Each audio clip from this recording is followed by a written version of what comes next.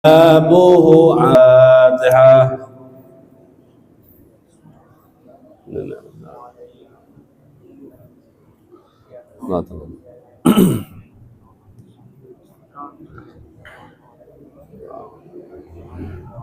Bismillah, alhamdulillah.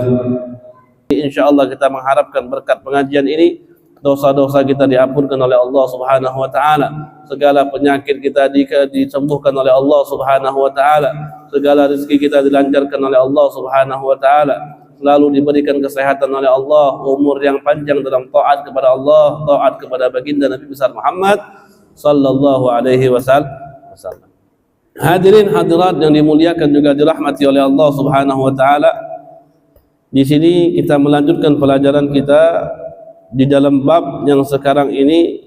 Kita akan mengkaji al-jaiz fi haqqil anbiya. Kemarin alhamdulillah sudah kita selesaikan apa saja hal-hal yang wajib bagi para nabi. Definisi ataupun esensi daripada nabi pun juga sudah kita jelaskan. Hal-hal yang wajib bagi nabi untuk dimiliki sudah kita jelaskan. Daripada baik daripada sifat-sifatnya, baik juga daripada dalil-dalilnya sudah kita jelaskan semua. Insyaallah kita mendapatkan faedah daripada pelajaran kita di minggu yang lalu. Yang mana pada saat ini yang akan kita kaji yaitu al-jaizu fi haqqil anbiya war rusuli alaihi wassalatu wassalam. Hal-hal yang jaiz, hal-hal yang diperbolehkan, hal-hal yang memungkinkan bagi para anbiya untuk disifati dengan sifat-sifat ini.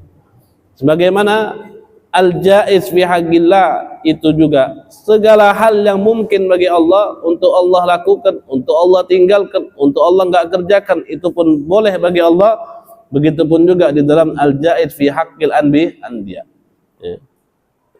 Qala an-nazim rahimahullah, an-nazim berkata, wa jaizun fi haqqihim min aradi bighairi naqsin ka khafifil maradi. Wa jaizun fi haqqihim, dan hal-hal yang diperbolehkan bagi para anbiya min aradi, daripada sifat-sifat manusia-manusia, bighairi naqsin, apa yang dimiliki oleh manusia biasa itu pun juga boleh untuk dimiliki oleh para anbiya min ghairi naqsin, tanpa mengurangi daripada kedudukan para nabi.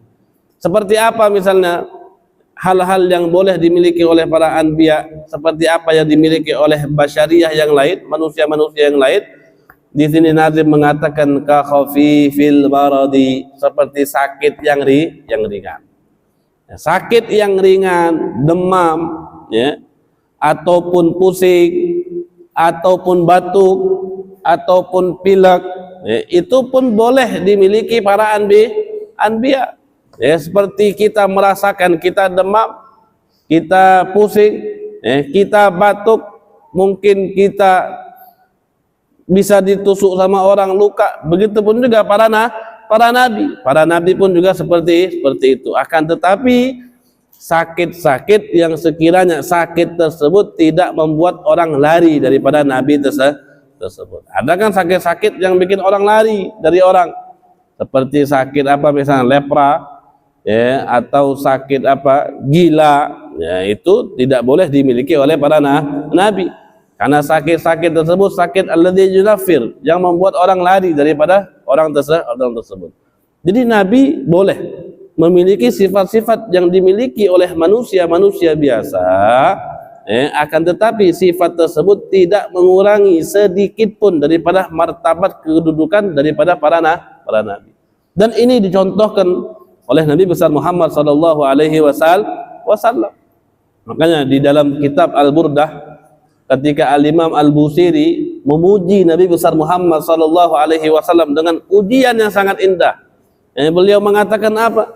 Famablagul ilmi fihi annahu basyarun. Kata Al-Imam Al-Busiri, puncak daripada pengetahuanku tentang Nabi Muhammad, annahu basyarun, bahwasannya Nabi besar itu adalah manusia.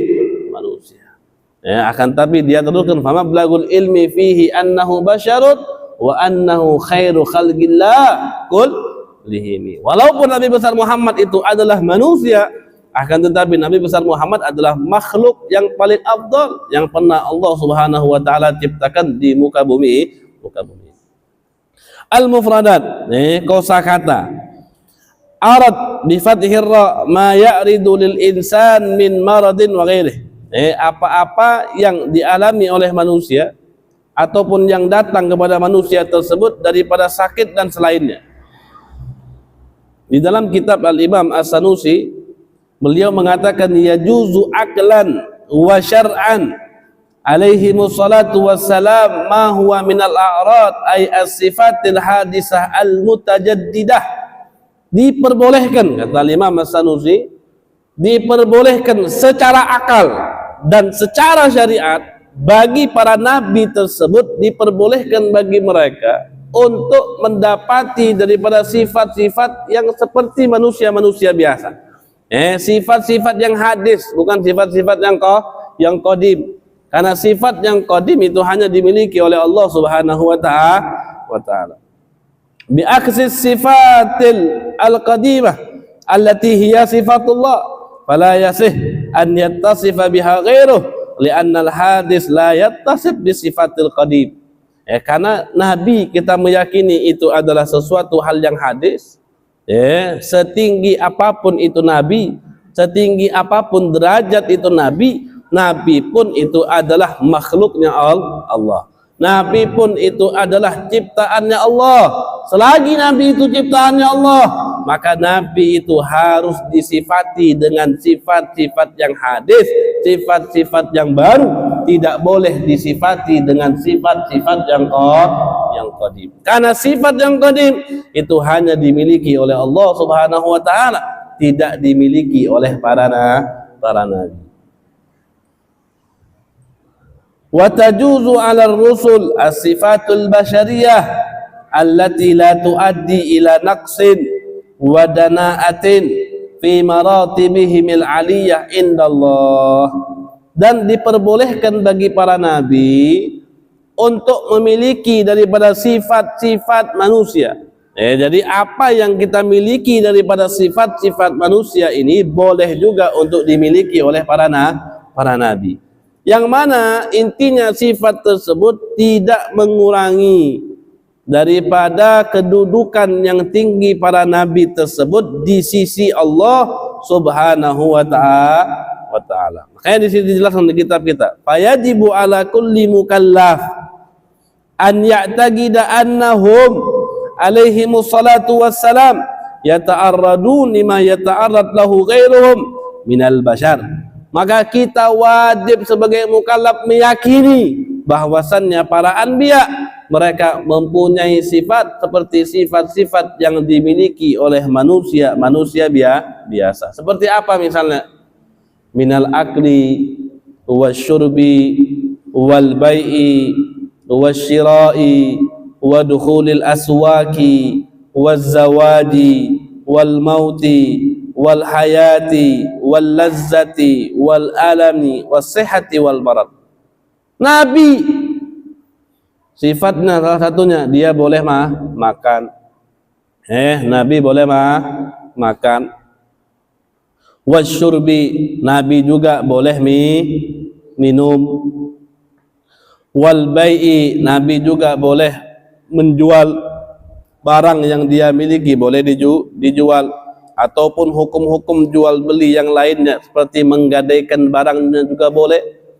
Seperti Nabi besar Muhammad sallallahu alaihi wasallam ketika beliau meninggal, wadil'uhu marhunatun ala yadi Yahudi. Nabi besar Muhammad meninggal, itu alat perangnya atau baju perangnya Nabi itu digadaikan kepada orang-orang Yahudi.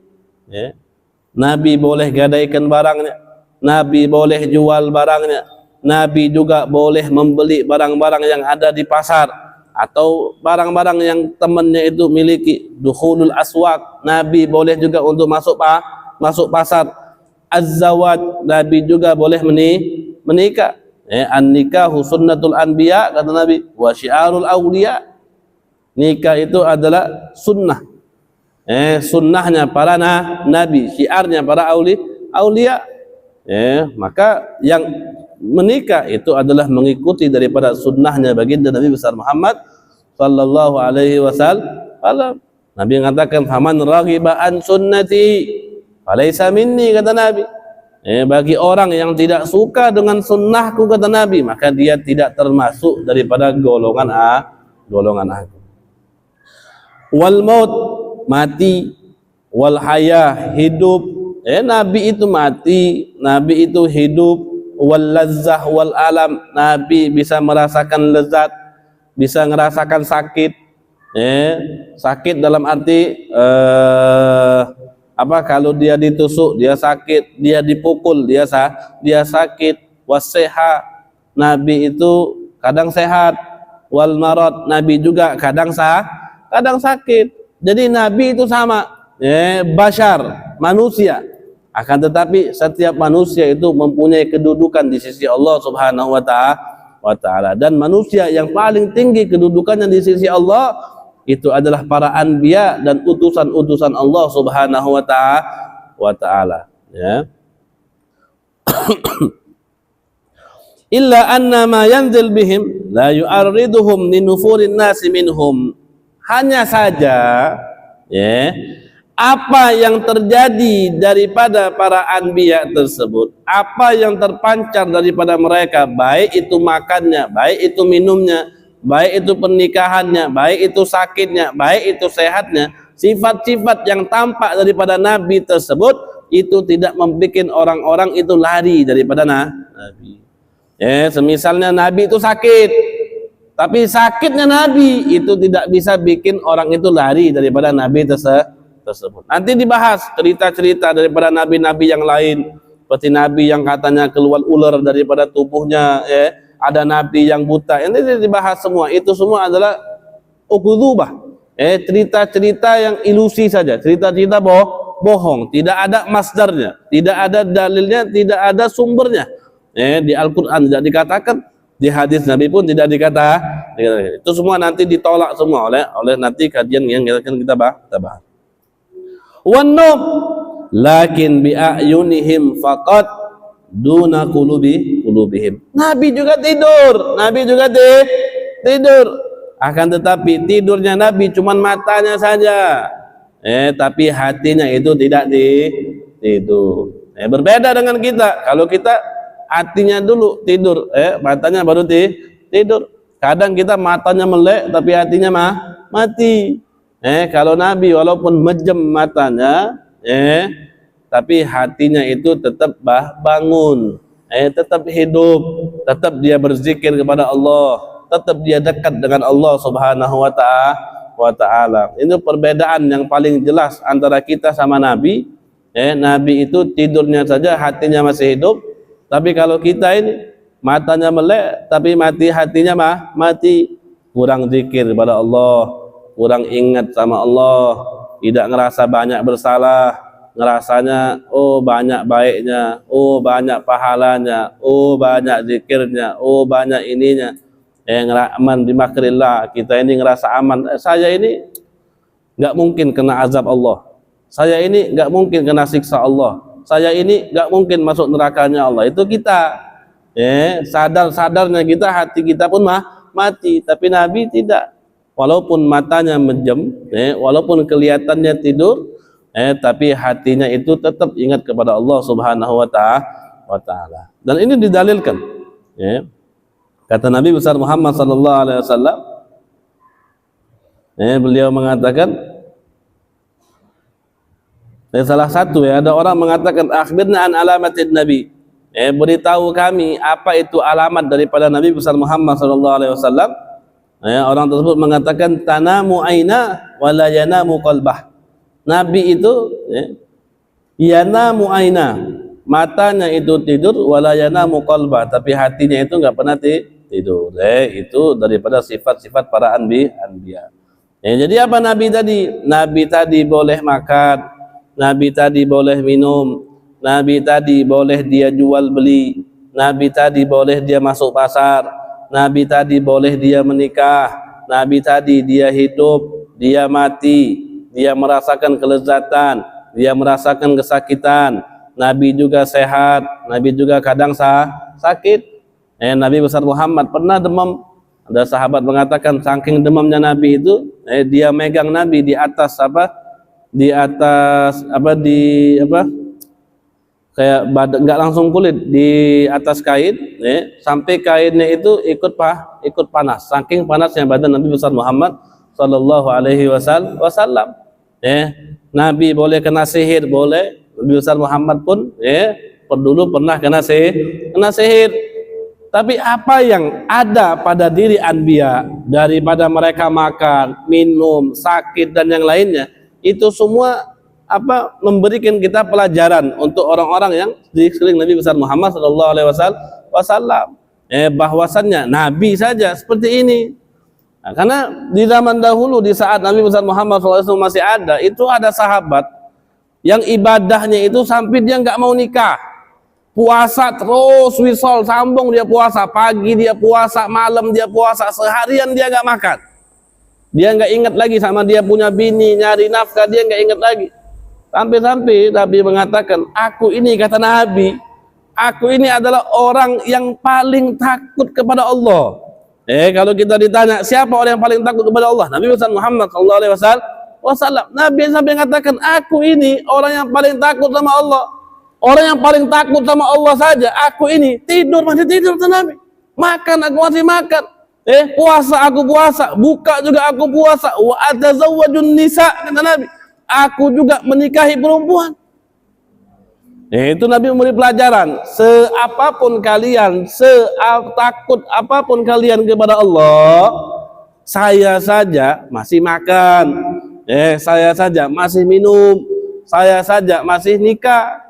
Nabi itu mengatakan, ngajar kepada kita, kalian itu harus takut sama Allah, tapi jangan tinggalkan makan, jangan tinggalkan tidur, jangan tinggalkan minum, nikah, kalau ada rezeki, kalau ada nafkah, kalau ada ujrah, kemampuan atau modal untuk nikah, ya nikah. Itulah yang diajarkan oleh baginda Nabi besar Muhammad Sallallahu Alaihi Wasallam. Oleh karena itu mazhab kita lebih mementingkan tadi menikah daripada uzlah sendiri ibadah. Mana yang lebih afdal, orang itu nikah atau dia ibadah? Kalau sekiranya dia ada modalnya dan dia pengen untuk nikah, lebih bagus, bahkan dianjurkan sekali untuk orang tersebut menikah, dia baru beribadah. Toh orang yang menikah itu ibadahnya itu setengah. Orang yang menikah itu nisib daripada iman, setengah imannya sudah sempurna. Falyattaqillah fin nisbil bagi. Dia bertakwalah kepada Allah di setengahnya sisa. Jadi jangan dikira, jadi orang nikah itu amal ibadah itu dilipat gandakan oleh Allah Subhanahu wa taala, berbeda dengan orang yang belum nikah. Nah, kalau kita sudah ada modal, sudah mampu untuk nikah, kita cepat-cepat menikah, jangan lama-lama. Ini yang diajarkan oleh baginda Nabi besar Muhammad Sallallahu Alaihi Wasallam. Zaman dulu masih mending. Orang dulu kalau dia nggak ada modal untuk nikah, nggak sanggup, paling tidak dia puasa untuk nahan nafsunya. Orang dulu, dan itu anjuran Nabi. Kalau kita nggak mampu atau belum siap modal beli mas kawin atau minang anak orang, belum ada duitnya, paling tidak untuk menahan nafsu tadi, kita puasa. Tapi zaman sekarang ini, siapa yang mau puasa sunnah? Siapa yang mau puasa sunnah sekarang? Berapa orang yang melestarikan puasa Senin Kemis? Berapa orang yang melestarikan puasa di akhir bulan, Ayyam As-Sud? Berapa orang yang melestarikan puasa pertengahan bulan Ayyamul Bid? Sedikit sekali. Coba kalau ditanya awal Rajab tadi, siapa yang puasa? Berapa orang? Coba tunjuk tangan awal Rajab. Sedikit kali yang puasa, enggak semua orang puasa. Makanya di zaman sekarang ini sulit kalau kita nganjurkan anak-anak muda sekarang, kita suruh nikah, belum ada uangnya, udah puasa saja, sulit bagi mereka. Makanya bagi orang-orang tua yang mempunyai anak, kita juga mempunyai tanggung jawab untuk menikahkan anak-anak kita agar mereka terjamin akhiratnya, mereka terjamin. mereka juga lebih bisa untuk khusyuk beribadah kepada Allah Subhanahu wa ta'ala. Wa khurujul mani lakin bimtila'il aw'iyati faqat dunal ihtilam li'annahu min tala'ubi syaitan fala yajuzu li syaitan an yatasallata alaihim ghairi dzalik. Nabi juga boleh bagi Nabi keluar sperma, tapi keluarnya sperma Nabi itu karena wadah spermanya itu udah penuh. Bukan keluarnya itu dengan mimpi misalnya, enggak. Karena mimpi itu permainannya syaitan, dan syaitan itu enggak bisa mempengaruhi daripada para anbiya dan rasulnya Allah Subhanahu wa ta'ala. Berbeda dengan kita. Terkadang kita mimpi basah, mimpi basah. Nabi itu nggak ada istilahnya Nabi itu mimpi basah. Karena mimpi-mimpi yang seperti itu mintala ubi syaitan, daripada permainannya syaitan, dan syaitan itu tidak bisa mempengaruhi daripada para anbiya dan utusan-utusan Allah Subhanahu wa ta'ala. Dan ini penting, Nabi itu penting untuk mendapati daripada sifat-sifat yang ada pada manusia umumnya. Itu penting karena salah satu faedahnya itu pelajaran bagi kita. Jadi kita itu melihat Nabi itu al-mathalul a'la, suri tauladan yang paling tinggi, panutan yang paling tinggi itu adalah Nabi. Jadi di saat apapun seluruh aspek daripada kehidupan ini yang kita lihat, yang kita contoh itu adalah kehidupannya, khususnya Nabi besar Muhammad sallallahu alaihi wasallam. Jadi kita tahu nantinya, oh Nabi besar Muhammad itu bagaimana perjuangan hidupnya, Nabi besar Muhammad itu bagaimana mendidik anaknya, Nabi besar Muhammad itu bagaimana bermuamalah kepada para sahabat, bagaimana bermuamalah kepada orang yang lebih tinggi, kepada orang yang lebih tua, bermuamalah kepada anak kecil, bermuamalah kepada anak muda, bermuamalah kepada orang Yahudi, bermuamalah kepada orang-orang kafir. Itu semua adalah sifat-sifat yang tampak bagi Nabi yang bisa kita petik daripada pelajarannya, baik buruknya, enak atau tidaknya, apa yang dialami oleh Nabi, itu semua pelajaran untuk kita, khususnya umat-umat yang hidup di zaman yang jauh setelah baginda Nabi besar Muhammad sallallahu alaihi wasallam. Makanya Nabi itu pun boleh dia terkena musibah, boleh. Bahkan ada salah seorang mengatakan, idza asabatka musibatun tusja biha fadhkur musabaka bin nabiyyi Muhammad. Apabila kalian itu tertimpa musibah, yang mana musibah tersebut membuat kalian itu gelisah, membuat kalian sedih, membuat hati kalian guncang, maka bandingkanlah musibah yang kalian tertimpa tersebut dengan musibah yang dialami oleh baginda Nabi besar Muhammad sallallahu alaihi wasallam. Sebesar apapun musibah kita, apabila dibandingkan dengan musibah apa yang pernah dialami oleh Nabi, itu tidak sebanding dengan apa yang sudah didapatkan oleh Nabi besar Muhammad sallallahu alaihi wasallam. Nah, buat apa itu Allah tampakkan pelajaran.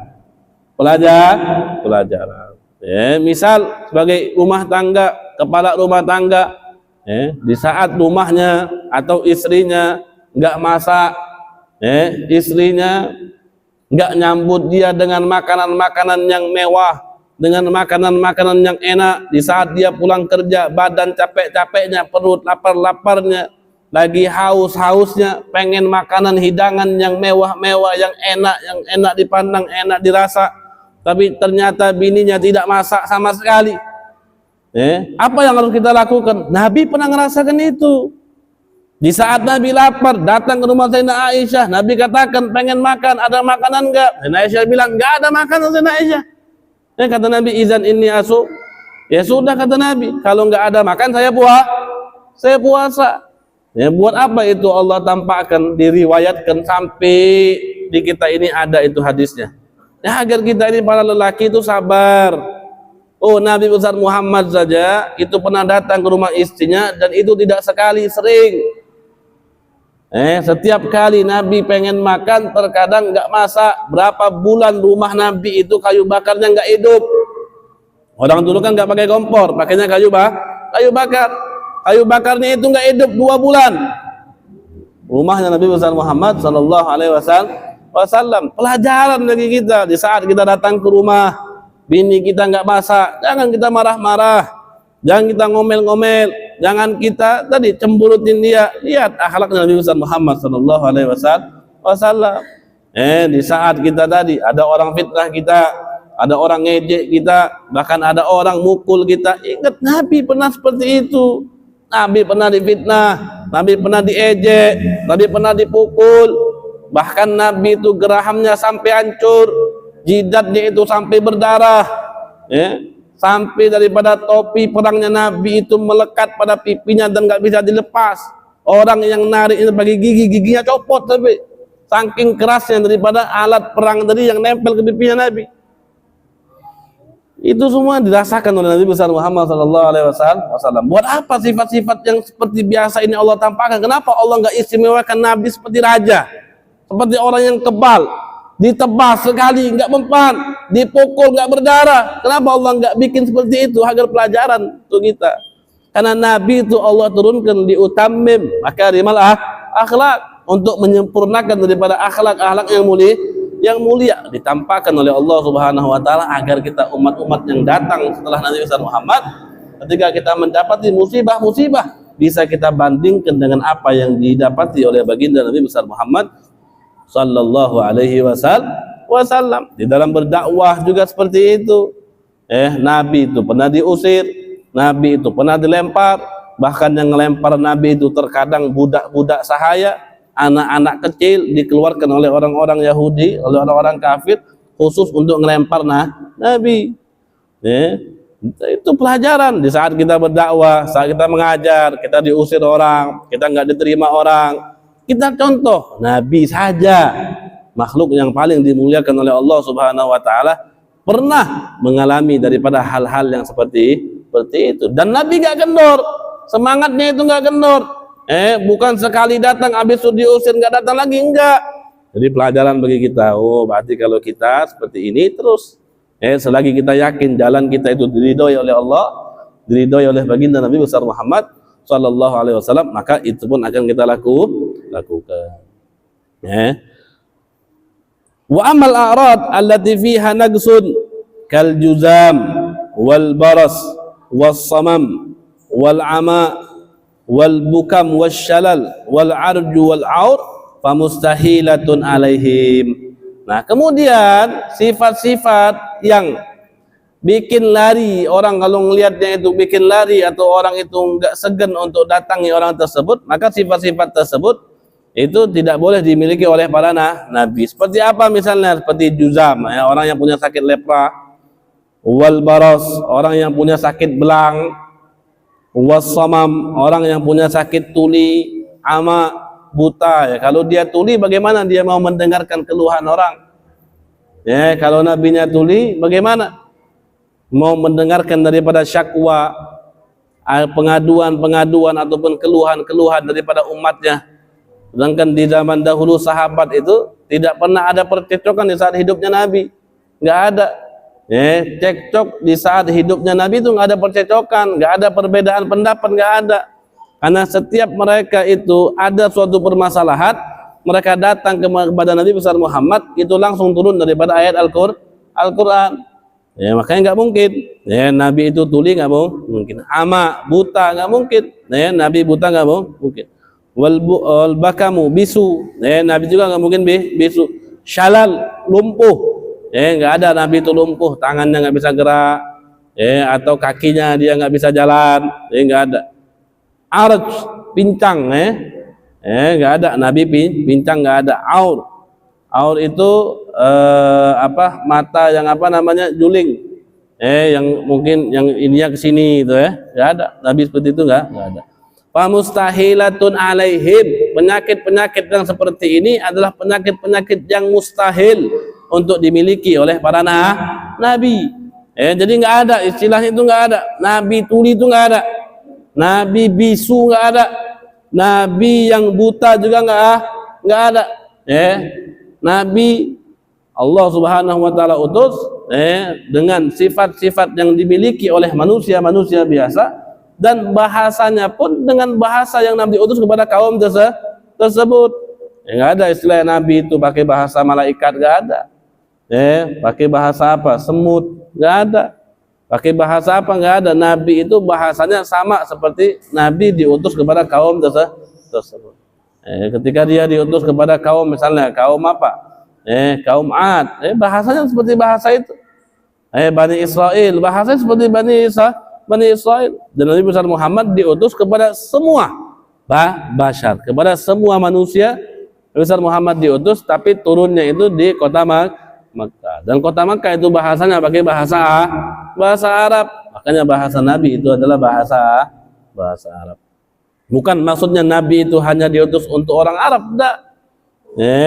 Nabi Allah utus kepada seluruh manusia sampai hari kiamat. Dan kita wajib meyakini Nabi itu khatamul anbiya. Nabi itu penutup para nabi. Wajib kita meyakini, nggak boleh kita nggak yakin. Bisa kufur kalau orang tidak meyakini bahwa Nabi itu bukan khatamul anbiya.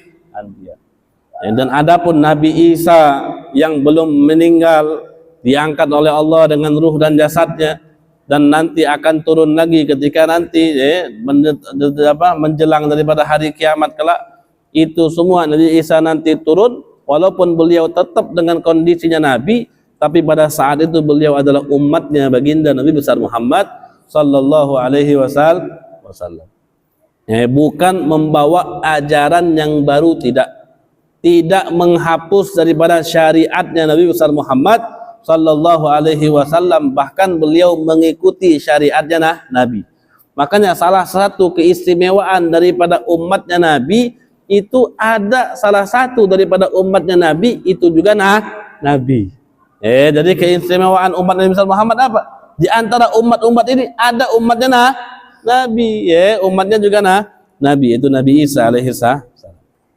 Wa ma qila inna Syu'aiban alaihi salamu kana dariran la aslalahu. Dari apa yang diriwayatkan bahwasanya Nabi Syu'aib itu buta, la aslalahu, itu enggak ada asalnya. Enggak ada asalnya. Wa Yaqub alaihi salam innama hasalat lahu ghasyawatun wa dalat. Dan daripada Nabi Yaqub alaihi salam yang adanya bahwasannya matanya buta, itu enggak buta, matanya itu hanya tertutup saja, hanya rabun saja, kemudian hilang. Jadi bukan buta. Wa kadzalika magila inna duda yakhruj min jasadi Ayyub alaihi salam inda maradih uqdubatun la muhalah. Dan apa yang dikatakan bahwasanya ulat itu keluar daripada Nabi Ayyub alaihi salam ketika dia sakit, itu semua cerita-cerita bohong. Cerita-cerita bohong, enggak ada asal usulnya, enggak ada sumbernya sama sekali. Jadi yang penting apa? Nabi itu enggak mempunyai sifat-sifat yang membuat orang itu lari daripada Nabi tersebut. Sifat-sifat yang mengurangi daripada kedudukan Nabi itu enggak mungkin disifati oleh Nabi. Nabi itu enggak mungkin sakitnya itu sakit lepra, enggak mungkin Nabi itu belang, enggak mungkin Nabi itu tuli, enggak mungkin Nabi itu buta, enggak mungkin Nabi itu bisu, enggak mungkin Nabi itu lumpuh, enggak mungkin Nabi itu pincang, enggak mungkin Nabi itu juling dan yang lain. Apalagi gila. Apalagi gila. Nabi itu enggak mungkin gila. Kalau ada ngaku Nabi akhir-akhir ini, nah itu baru gila. Kalau Nabi itu enggak mungkin gila. Yang ngaku-ngaku Nabi di akhir-akhir ini baru dia gila. Dan kenapa kalau kita bilang Nabi khususnya Nabi Muhammad itu enggak kaya? Bukan Nabi itu enggak pengen kaya. Disebut mulahazah. Ilam anna Nabi sallallahu alaihi wasallam tarakad dunya zahidan fiha wa kadzalikal anbiya. Wa qad rawadatuhul jibal an takuna dhahaban fa'aba. Nabi itu meninggalkan daripada dunia, atau Nabi itu tidak kaya, itu karena zuhudnya Nabi. Karena zuhudnya Nabi. Emas itu, gunung itu ditawarkan oleh Allah. Kalau pengen si gunung itu dijadikan daripada emas, itu bakal dijadikan Allah emas untuk Nabi Muhammad. Tapi Nabi nggak pengen. Nabi yang memilih hidup sederhana. Aju'u yauman fa'asbir wa asbi'u yauman fa'ashkur.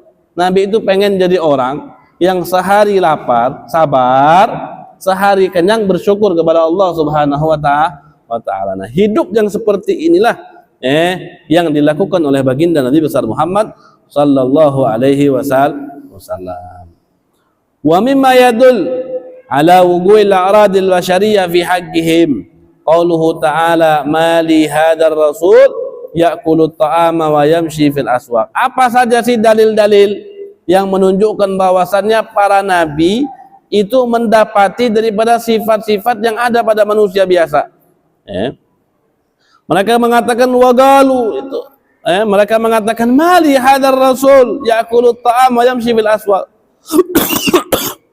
Bagaimana ini jadinya rasul? Kok rasul kata mereka ya'kulu ta'am makan makanan wa yamshi fil aswaq dan berjalan di pasar. Wa qauluhu ta'ala wa ma arsalna qablaka minal mursalin illa innahum la ya'kuluna at-ta'ama wa yamshuna fil aswaq. Allah Subhanahu wa taala katakan kepada Nabi, tidaklah kami utus sebelummu daripada utusan kata Allah, illa innahum la ya'kuluna at-ta'am wa yamshuna fil aswaq, melainkan mereka juga makan makanan dan juga berjalan di pasar. Allah katakan kepada Nabi, aku itu sebelum kamu wahai Muhammad sudah aku utusan sebelum kamu ini sudah banyak. Dan utusan yang aku utus ini wahai Muhammad kata Allah, mereka juga makan, mereka juga berjalan di pasar. Walaqad arsalna rusulan min qablika wa ja'alna lahum azwajaw wa dzurriyyah. Allah juga mengatakan telah kami utus utusan min qabli sebelum kamu wahai Muhammad, wa ja'alna lahum azwaj wa dzurriyyah. Utusanku sebelum kamu wahai Muhammad, mereka juga punya istri, mereka juga punya keturunan. Jadi nabi itu boleh beristri, nabi juga boleh punya keturunan. Dan termasuk daripada khususan Nabi besar Muhammad sallallahu alaihi wasallam, nabi itu boleh menikah lebih dari 4. Berbeda kita itu hanya boleh 4. 4 saja di sini, nggak ada yang ngelakuin. Gimana mau 9? Kalau ditanya siapa yang punya di sini punya istri 2, nggak ada yang ngangkat tangan. Istrinya 1 semua. Bahkan ada yang belum punya istri. Tapi Nabi besar Muhammad kawinnya itu lebih dari 4 khususiat. Ada sifat-sifat yang hanya dikhususi, hanya boleh dimiliki oleh para anbiya, tidak boleh dimiliki oleh manusia-manusia yang lain. Salah satunya apa? Nabi boleh menikah lebih dari 4. Berbeda dengan kita. Kalau kita batas menikahnya itu hanya 4. Boleh nggak lebih dari 4? Boleh. Tapi dipisah 1.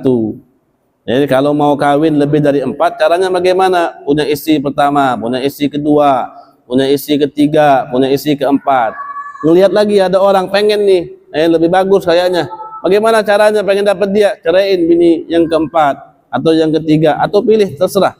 Lepas 1, ambil 1. Mau lagi, lepas 1, ambil 1. Nggak boleh kita 4, 5, 6, 7, 8, 9 itu nggak boleh. Nikmat ini adalah nikmat yang Allah berikan kepada kita, tapi bagi yang mampu, bagi yang berani. Kadang mampu itu bukan alasan, terkadang sekarang ini berani dulu atau enggak. Kalau mampu mungkin banyak orang mampu, tapi beraninya nggak berani, beraninya nggak ada. Mampunya ada, tapi beraninya nggak ada. Nafsu. Nikah juga tadi. Jangan hanya dilandasi oleh nafsu. Dilihat hajat, kebutuhan. Di saat kita merasa untuk menikah lagi itu adalah sebuah kebutuhan, enggak masalah. Nikah 1, butuh untuk nikah yang kedua. Boleh atau tidak dia? Boleh. Kalau dia alasan nafsu saja boleh, sah saja. Tapi untuk memperbaiki niat, karena dalam pernikahan itu harus memperbagus ini niat. Bahkan ada salah satu di dalam satu kitab itu ada bab hanya membahas tentang niat-niat orang nikah. Panjang. Niat nikah itu bukan kenapa kamu pengen nikah hanya agar tidak maksiat. Itu niat yang bagus, tapi niat itu banyak. Sampai dibikin satu bab khusus niat-niat orang menikah. Maksudnya misalnya niat menikah terhindar daripada dosa. Niat menikah biar pahalanya dilipat gandakan oleh Allah. Niat menikah agar mendapatkan keturunan yang soleh. Dengan keturunan yang soleh bisa bermanfaat kepada umat. Dengan bermanfaat kepada umat bisa menyenangkan hati baginda Nabi besar Muhammad sallallahu alaihi wasallam. Banyak niat itu banyak. Tergantung kita ini, tergantung kita. Wa qauluhu ta'ala wa ayyuba idnada rabbahu anni massani ad-durru wa anta arhamur rahimin fastajabna lahu fakashafna ma bihi min dur wa atainahu ahlahu wa mithlahum ma'ahum rahmatan min indina wa dzikra lil abidin. Dan Nabi Ayub, tatkala Nabi Ayub memanggil atau berdoa kepada Allah Subhanahu wa taala bahwasannya Nabi Ayub alaihi salam itu terkena daripada ad-dur, penyakit. Yang mana penyakit itu mata yang rabun, bukan daripada buta, bukan. Wa anta arhamur rahimin fastajabna lahu, kata Allah, kami ijabahi daripada doanya Nabi Ayub, fakashafna ma bihi min dur, dan kami sembuhkan apa yang didapati oleh Nabi Ayub daripada sakit tadi. Sakit rabun matanya itu bukan buta. Wa atainahu ahlahu, kami datangkan kepada Nabi Ayub itu keluarga-keluarganya, wa mithlahum ma'ahum rahmatan min indina wa dzikra lil abidin. Wa qauluhu ta'ala wa ma Muhammadun illa rasul qad khalat min qablihi ar-rusul. Dalilnya juga apa? Allah Subhanahu wa taala mengatakan wa ma Muhammadun, tidaklah Nabi besar Muhammad itu illa rasul, kecuali utusan Allah. Ini ayat salah satunya yang mengingatkan terus tentang ayat ini tatkala Nabi besar Muhammad sallallahu alaihi wasallam meninggal. Ketika Nabi besar Muhammad meninggal, itu beberapa sahabat itu mendapati kejutan yang sangat mengagetkan mereka. Karena mereka itu kalau mungkin dikabarkan anaknya meninggal di medan perang, kalau dikabarkan saudaranya meninggal di medan perang, dikabarkan istrinya atau suaminya meninggal di medan perang, itu mereka biasa. Biasa. Tapi mereka nggak kuat kalau seandainya dikabarkan bahwasanya yang meninggal itu adalah baginda Nabi besar Muhammad sallallahu alaihi wasallam. Maka ketika mereka mendapati bahwasanya Nabi besar Muhammad itu mendengarkan kabar bahwasanya Nabi besar Muhammad itu meninggal, maka salah satu sahabat, bahkan petinggi sahabat yang bernama Sayyidina Umar bin Khattab itu ngamuk. Sampai beliau keliling membawa pisaunya, pedangnya tadi, mengatakan siapa yang pengen jadi istrinya jadi janda, siapa yang pengen anaknya jadi yatim, maka katakanlah bahwa Nabi Muhammad itu mati. Nabi gak mati, kata Sayyidina Umar. Nabi itu hanya dipanggil oleh Allah seperti Nabi Musa dipanggil oleh Allah Subhanahu wa taala 40 hari itu khalwat. Nabi seperti itu, kata Sayyidina Umar. Gak menerima dia, gak menerima bahwa Nabi itu meninggal. Bagaimana ayat ini? Lupa dia, udah nggak ingat lagi karena saking cintanya dia sama Nabi. Nggak ingat lagi karena cinta tadi kadang menutupi pengetahuan dia sebelumnya. Nggak ingat. Sampailah datang Sayyidina Abu Bakar As-Siddiq. Sayyidina Abu Bakar As-Siddiq langsung berdiri di depan umat Nabi besar Muhammad, melantunkan daripada ayat ini, wa ma Muhammadun illa rasulun qad khalat min qablihi rusul. Kata Sayyidina Abu Bakar, membawa firman Allah, Nabi Muhammad itu tidaklah hanya utusan Allah. Qad khalat min qablihi rusul, telah datang sebelum Nabi itu rusul-rusul yang lain. Afa immata au qutil inqalabtum ala aqabikum wa may yanqalib ala aqibihi fala yadullah syai'a. Apakah ketika Nabi besar Muhammad itu mati, ataupun Nabi besar Muhammad itu dibunuh, kalian kembali lagi kepada masa-masa yang lalu, yaitu kepada masa-masa jahiliyah. Wa may yanqalib ala aqibaihi fala yadullaha syai'a. Dan Allah memberikan ultimatum yang keras kepada kita, barang siapa yang berpaling daripada agamanya Allah, berpaling daripada agama yang benar, kembali kepada masa-masa yang dahulu, itu sama sekali tidak membuat bahaya kepada Allah Subhanahu wa taala. Jadi siapa yang mau murtad ketika Nabi Muhammad itu meninggal, silahkan untuk Allah murtad saja. Itu tidak membahayakan Allah sama sekali. Sayyidina Umar bin Khattab itu mengatakan, seakan-akan saya ini baru mendengar ayat ini pertama kali. Seakan-akan saya baru mendengar ayat ini pertama pertama kali, ya, saking dia tidak menerima karena meninggalnya Nabi besar Muhammad sallallahu alaihi wasallam. Inilah adalah sifat-sifat yang boleh dimiliki oleh para anbiya. Jadi perlu kita memahami bahwasannya para anbiya itu sama seperti kita para manusia ataupun ciptaan Allah Subhanahu wa taala. Kita makan, Nabi makan. Kita minum, Nabi minum. Kita tidur, Nabi juga tidur. Kita merasakan sakit, Nabi juga merasakan sakit. Kita sehat, terkadang Nabi juga sehat. Akan tetapi ada beberapa hal yang tidak boleh dimiliki oleh para anbiya, berbeda dengan hal-hal yang dimiliki oleh manusia biasa. Ada penyakit-penyakit yang dikecualikan oleh Allah. Ini Nabi nggak boleh nih, ada penyakit ini nggak boleh. Karena penyakit-penyakit yang seperti ini nantinya bisa mengurangi ataupun membuat orang-orang lain itu lari daripada Nabi tersebut.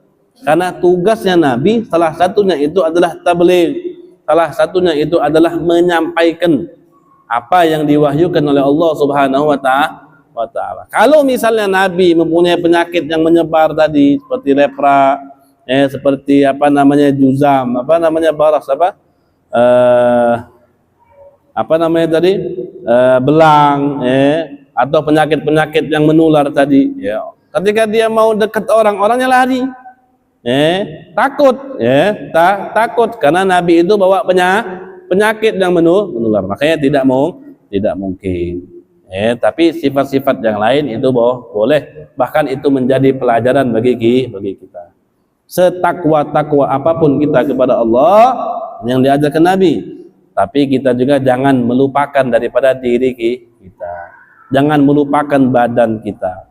Badan kita ini adalah kendaraan. Ibaratnya, kalau kita mau tadi menuju surganya Allah, itu pasti butuh kendaraan. Kendaraan itu badannya kita ini. Kalau badannya lemes, kalau badannya sakit, kalau badannya itu nggak bisa gerak, bagaimana kita mau ibadah kepada Allah? Makanya, walaupun kita ibadah, jangan lupa makannya. Walaupun kita ibadah, jangan lupa minumnya. Walaupun kita ibadah, jangan lupa tidurnya. Berbeda nanti kalau misalnya memang derajat kita ditinggikan oleh Allah, itu nanti beda lagi. Beda lagi, mungkin kita akan mendapatkan kenikmatan kita itu di saat kita berzikir kepada Allah Subhanahu wa taala. Tapi kalau kita belum nyampe di dalam kedudukan yang seperti itu, ibadah sesuatu hal yang harus meningkatkan ibadah, sesuatu hal yang harus. Tapi jangan kita lupa makan, jangan lupa minum, jangan lupa tidur, jangan lupakan tanggung jawab kita sebagai seorang suami kepada sebagai seorang bapak. Nyari nafkah itu harus.